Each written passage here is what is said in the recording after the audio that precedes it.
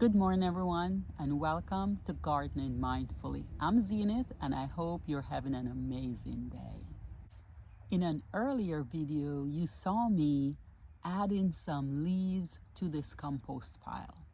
What I did afterwards was to cover it down with tarp just to keep the moisture in. And so what I'd like to do today is to remove the tarp, turn the pile, and leave it open for a few days.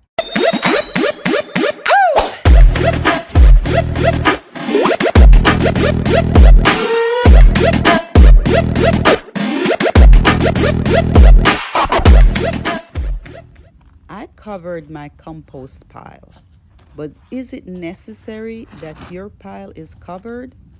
The answer is it depends on your goal. My goal is to keep moisture and heat in the pile, which will speed up the decomposition process. However, unfinished compost will break down into soil if it remains uncovered the entire time. It will just take a longer time to decompose. As a reminder, only 3 things are necessary for successful composting. 1 is air, 2 is water, and the third is a blend of green and brown material. That's it. So by covering our compost pile, we're limiting 1, air, and 2, water from getting into our pile. And we'll talk about that a little bit later on. Turning or mixing your compost pile is hard work. However, it's important if you'd like to speed up the process, as it helps to distribute moisture, microbes, material, air, and critters throughout your pile.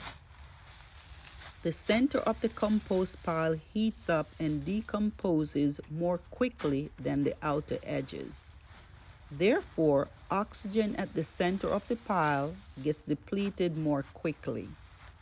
By turning the pile, it replenishes the oxygen for the process to continue, which revitalizes the microbes that are needed for the decomposition process.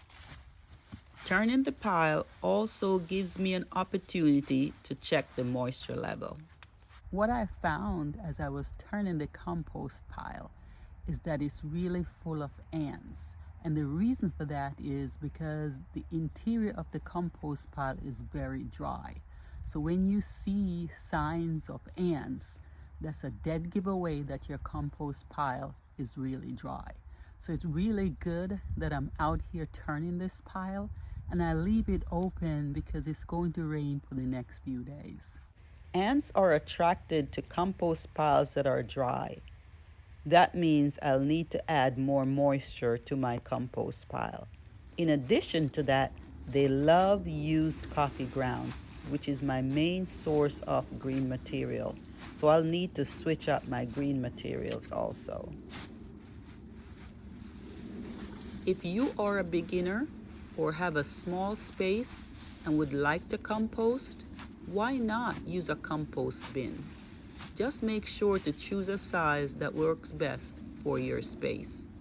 Compost bins are quicker as they hold in heat. They're also tidy, and they're much easier to use than an open compost heap. I'm using an open compost heap because I have space in my backyard, but that won't be the case for everyone. Now let's talk about the 2 main types of composting materials. So the first one is what we call greens. The green materials are made up of soft, leafy materials. They're fruits, vegetables, kitchen scraps, used coffee grounds. All of these materials are rich in nitrogen. The second type is what we call brown material. These are dry woody waste, dried stems, straw, hay, hedge trimmings, shredded paper, and coffee filter, just to name a few. All of these brown materials are rich in carbon.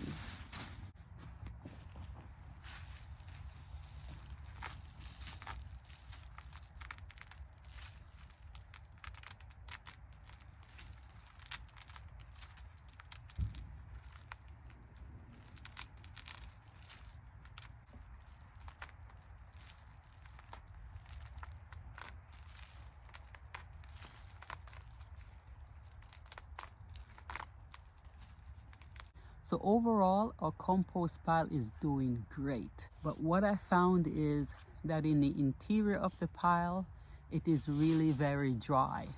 Everything is really composting. It's starting to smell like soil, smell like dirt. So there is no foul ammonia smell at all, which is really awesome. That's what we want. That tells us there's a good balance between our carbon and our nitrogen. So when you have that good balance of carbon and nitrogen, you don't have that ammonia smell at all, which is really awesome. So we all know that in order to have a great compost pile and to help with the decomposition process, there are a few things that are required. We need to have a balance between greens and browns, which is carbons and nitrogen. And we also need to have air and moisture. So greens, browns, air, and moisture are the most important ingredients in having a great compost pile. And it is drizzling right now, so I'm super excited. So it's important that your compost pile stays moist. So when it's not raining, I will add water. The next thing that's important is air. The best way to get air in your compost pile is by turning your compost pile. So when we turn our compost pile, what's on the bottom and the middle of the pile gets turned over. We'll bring what's in the bottom up towards the top, and what's on the outside that may be dry will go inside. So we just basically incorporate everything, move everything around. Air getting to the interior of our compost pile is really beneficial for those microbes that are hard at work. So those microbes, they need food, which is our greens and browns. They need water, which is our moisture, and they need air. And they'll be happy campers. They'll be busy breaking everything down as long as they have those ingredients. I also have some used hay. So since I'm back here turning my compost pile, I'll go ahead and add some of that hay on top of what we already have. So here's my hay.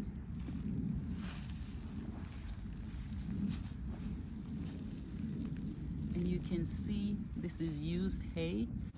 Hay is a type of brown material that adds carbon to your compost pile. Basically, I will source free materials to build my compost pile. This hay was free. I've also added dried leaves that was sourced free. In addition to that, I'll add used coffee grounds and filter paper from Starbucks. Recycling garden waste, kitchen scraps, and other sourced brown and green materials into homemade compost is easy and environmentally friendly. Thank you so very much for joining me. I hope you have a fantastic day.